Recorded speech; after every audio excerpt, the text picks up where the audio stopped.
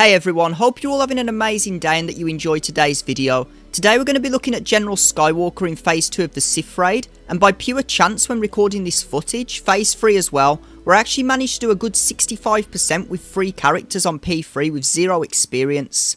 I was actually just planning to end the run and get killed off quickly once I finished off P2, but to my surprise I managed to get into a good rhythm with P3, and in all honesty, if I hadn't have lost Echo at the end of P2, I seriously think I could have soloed the entire Phase 3. Now I know there's a similar team with Shaq T-Lead which has achieved better results with the clones, but I wanted to show off what Gas is capable of and find out if he can get some decent results. This team is extremely easy to run and doesn't really require any tactics outside of a few basic things. So today everyone, I'm going to show you all how to get almost 50% of P2 and 65% of P3 down with Gas and the 501st, with potential for a full P3 solo with the squad.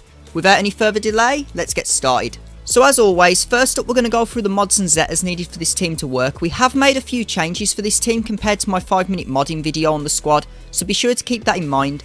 Let's start with the Zetas. The most important of these would be Gas Basic, 5 Sacrifice and Rex cooldown reduction, but there are quite a few that are going to help and I'm going to go through and tell you about them all. So first up we have Gas. Now he has 4 Zetas, but for this team specifically only 3 of them are needed. The first of these is his basic, which is going to allow him to use a second attack whenever he uses a basic during his turn. Not too much to talk about here as it's mostly going to just increase your damage throughout the fight. The second Zeta, General of the 501st, is slowly going to increase your team's offense throughout the match. Each time an enemy unit gains a buff, your team is going to gain 2% offense. Now there's going to be taunts and offense up flying around the battle from Sion and his allies, so this is going to provide a steady damage increase throughout the phase for your team. The third Zeta on Gas you're going to need is his Hero with No Fear Zeta, which is going to award Gas 100% counter chance and 50% crit chance. Throughout the battle, Gas is going to be taunting a lot, meaning Sion is going to be hitting him 2 to 3 times per turn, so this stacks up to a lot of additional damage throughout the phase for us to take advantage of. Moving on to Rex's Captain of the 501st Zeta, which is going to reduce clone cooldowns by 1 each time they take a turn. This is pretty self-explanatory, so I'm not going to discuss it any further. Less cooldowns, so more access to the better abilities on your clones. Up next we have Fives, who has 2 great Zetas, but the most important Zeta on the entire team has to be Tactical Awareness. Now what this does is whenever another clone ally is dealt a killing blow, Fives is going to take the death for them and give its entire max offense, protection, health and speed to all other clone allies. This is what puts the team into overdrive and allows the crazy damage we need to get through the fight. Our goal early on is to try and make another clone die to proc this ability to work, meaning we don't ever want him to be taunting. Fives' second Zeta is Domino's Squad, which is going to be great for speeding him up and getting more damage on the field early on. Because Gas is going to be taunting for most of the early turns of the battle, this is going to allow Fives to gain a lot of turn meter, as he gains 15% turn meter when a 501st or clone ally takes damage. As for Echo's Zeta, it's probably not worth it for this team as it's not really going to increase your damage much. And as for Arc Trooper, his Zeta is also not needed as the turret is not present during raids. So next up we're going to quickly go through the mods I use on this team for the raid. As mentioned earlier, I'm not going to spend too much time talking about this overall, but I will focus on the changes from the original 5-minute modding video in detail. So for Gas we have a total of 282 speed with a crit damage and crit chance set, with additional focus on damage, so go for an offense cross and a crit damage triangle with high speed secondaries for the best results here. Up next we have Rex with a total of 321 speed. That's all you need to worry about on him, as we're going to want his form up and aerial advantage going off as much as possible to help keep the team flowing. Echo here is modded with crit damage and crit chance sets with 186 speed. Although speed isn't important for him as most of his damage is going to be coming from assists. Go for a crit damage triangle with offense on everything else where possible. Aim to get his damage as high as you can. Up next is Arc Trooper with a total speed of 271. For him you're going to want to go with an offense and a crit chance set. Although crit damage would probably be better for this team, it's probably not worth it to change from offense, which is what you'll need on him for when he has his turret, which you won't be able to use in the raid. And finally we have Fives with a total of 204 speed.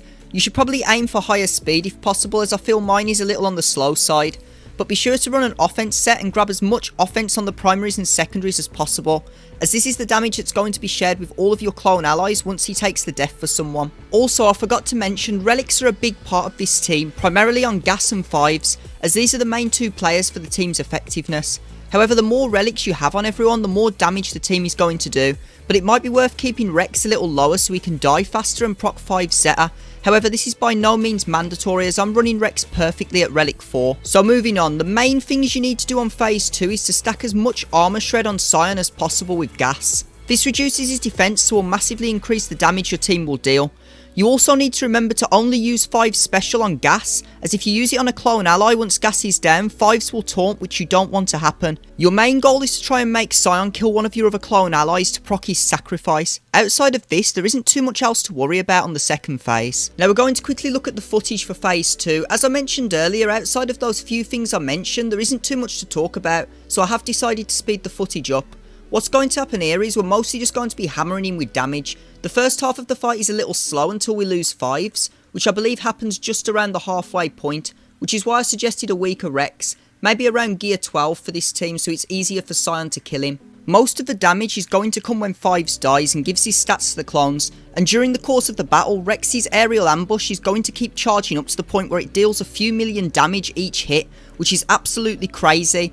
Unfortunately, this resets at the end of the phase, but the good thing is 5 stats on the other clones do not, which is why we're able to carry this over so well into the third phase. As many of you know, you're also going to be getting increased damage from the stacks of pain you gather. You won't ever need to cleanse these during the battle, as to begin with you want a death, and by the time 5s dies, your clones are not going to notice the increased damage you take, as they're going to have his stats by then.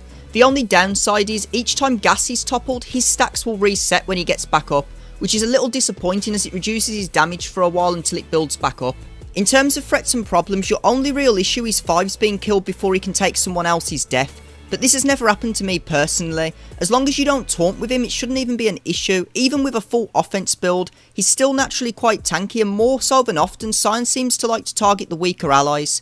5s also has counter chance, so it allows him to recover his health often when he's hit. So we're about to end this now with a hit from Rex for over 3 mil. Absolutely amazing. So we're about to head into P3 now, which in all honesty, as I mentioned earlier, I did not expect to play so well. I don't really have any secret tactic or method or anything like that. As for the first part, I was just playing to grab a little extra score, not expecting for it to do so well. If Echo had lasted this far, I believe a full P3 solo would have been really easy. I don't think this would work well if you were just entering the team in P3 though, as you do need to have 5s dead to get enough damage flowing early on. Even the basics for this are pretty straightforward. Topple as much as you can, grab a few hits on Treya between topples to increase your damage even further, but do your best to not let her take a turn. It's also worth keeping in mind it gets a bit annoying when gas eventually gets isolated, but this didn't happen to me right away here as he was toppled when the phase began. The counter-attacks are really nice on Treya when she attacks after her topples, but again, similar to phase 2, the main damage is going to be coming from Rex and his aerial advantage, and the buffed up damage on both him and Arc Trooper from 5 stats. Bonds of weakness won't be an issue either, as remember your clone's health cannot drop below 100% while gas is standing, so you don't need to worry about the clones slowly being taken out by the health drain that most teams suffer from on this phase.